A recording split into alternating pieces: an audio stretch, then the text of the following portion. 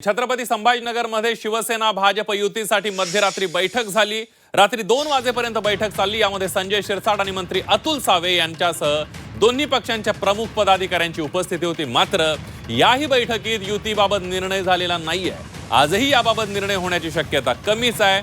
भाजपला जास्त जागा हव्या आहेत तर शिवसेनेला समसमान जागा हव्या आहेत आणि यावरून या दोन्ही पक्षांची युती अडलेली आहे आणि त्यामुळे मध्यरात्री झालेली 7वी बैठकही निष्फळ ठरली असं म्हणता येईल। दरम्यान उद्यापर्यंत जागा वाटपावर तोडगा निघेल अशी माहिती चंद्रशेखर बावनकुळेंनी दिली आहे। तर शिवसेना भाजप मागे फरफटत चालली असल्याचा टोला ठाकरेंच्या शिवसेनेचे नेते अंबादास दानवे यांनी लगावला।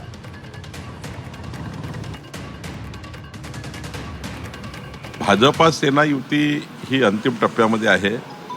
उद्या रात्रीपर्यंत सर्व निर्णय होतील। आज आम्ही बसणार आहोत अतुलजी आणि मी मराठवाड्याच्या सर्वच महानगरपालिकेबद्दल। काल आम्ही विदर्भात बसलो तर मला वाटतं की फार काही कन्सेन्सस नाही आहे, थोडे कन्सेन्सस आहे पण मला वाटतं होऊन जाईल। सांगतो आज मी रात्री अतुल सावेजी मी बसणार आहे, शिवसेनेच्या नेत्याशी बसू आणि अंतिम करू।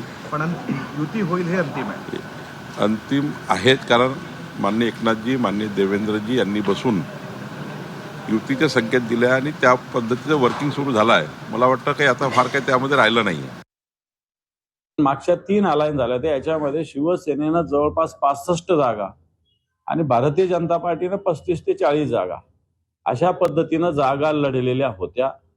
याचाच अर्थ असा दिसतो की स्वतःला शिवसेना म्हणायचं आणि भारतीय जनता पार्टीच्या मागे फरफटत जायचं, या स्थितीमध्ये संभाजीनगरचे शिंदे सेना आलेली आहे। 100% मी सांगतो काय, मी 5, 10 आणि 15 याच्यात शिवसेनेनं सगळ्यात जास्त जागा घेतल्या होत्या।